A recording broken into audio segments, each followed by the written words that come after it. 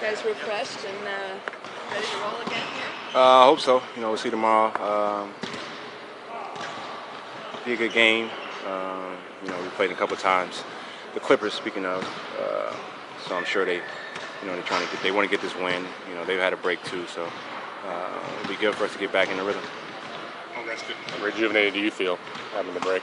I didn't feel like a break. It was pretty fast, so felt like just still in season mode, which could be a good thing. So that's what I'm hoping for.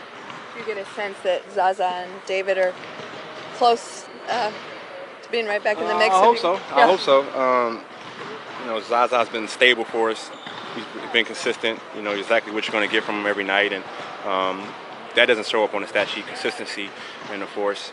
So we're really looking forward to him. And David West the same. I feel like he was really finding his groove within the offense. We were picking up on his game as well, especially with his passing ability and some of his veteran leadership and his gamesmanship he had out there. So looking forward to both of those guys getting back. The conversation at the start of the season, all these new faces help keep it fresh because you've already been to finals back to back. Now that it's the downhill portion of the season, is there any extra? Is it good to finally be here? Our schedule's a little funky. It's been funky all year. We're right back into, I think it's like 5 and 7, 5 games, 7 days, and I think that's like the next 2 weeks. We got a game stacked on top of each other, so we're gonna need our depth. We're gonna need guys ready. So it was good to get everybody some nice run today in practice. And now that it moves so fast too, is there more urgency? You think you'll let leads up as less now? Well, we never try to let them up, period, whether it be game 1 or 82. So you want to improve throughout the year. You want to build chemistry throughout the year.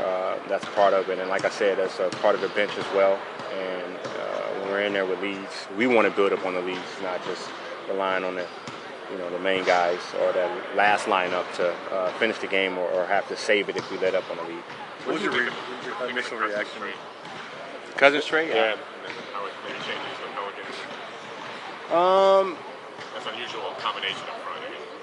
No, I think it'll be a pretty good team. You got two franchise guys on one team, and they both went to the same college, so it'll be interesting to see how that works out. But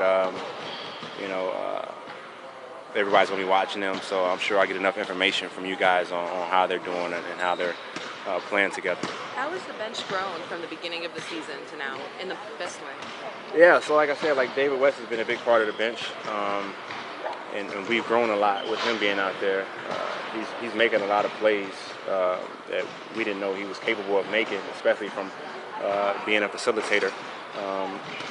Ian's had his up and downs, but he's weathered them really well, and I feel like he's got his rhythm back. Patrick McCall, we're steady looking forward to him.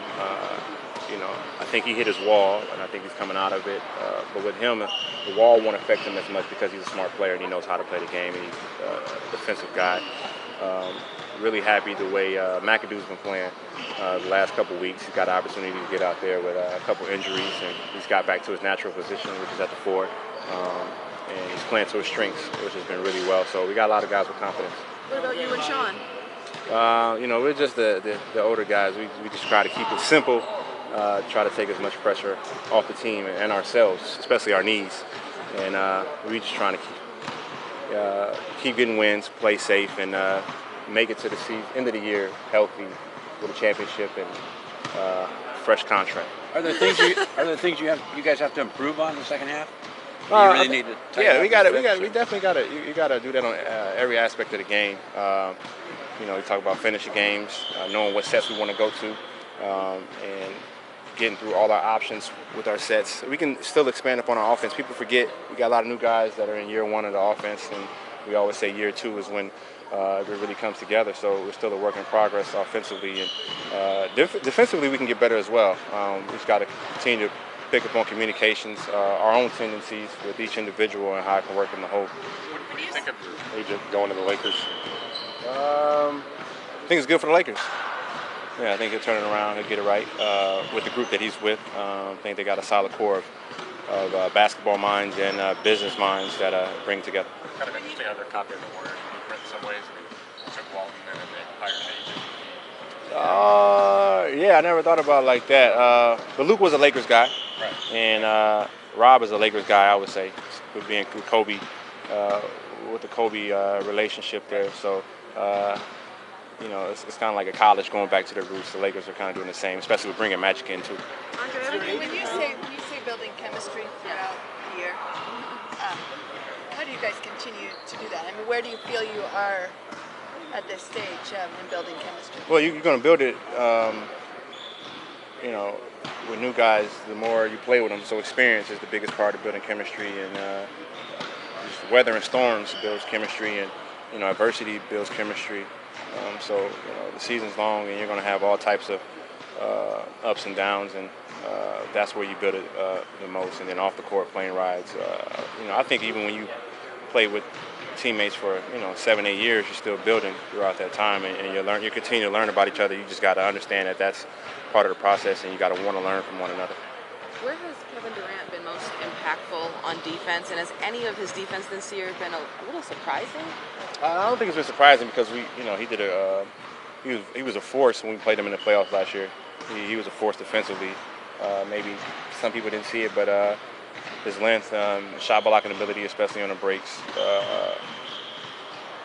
causes some havoc on the perimeter as well. When you got a guy 7 foot with a 7'3" wingspan, he can cover a lot of ground. He can, deflect passes. He can disrupt the flow of the offense. So when he's locked in, he's pretty good at that. What do you guys like to do on the plane rides? I don't know, chatter. Just talk. Draymond usually talks a lot. I don't know. I have a lot of really in-depth conversations with JaVale McGee. Yeah. About life? About life, yeah. What does he like to talk about? Secret stuff. Yeah, we building an empire.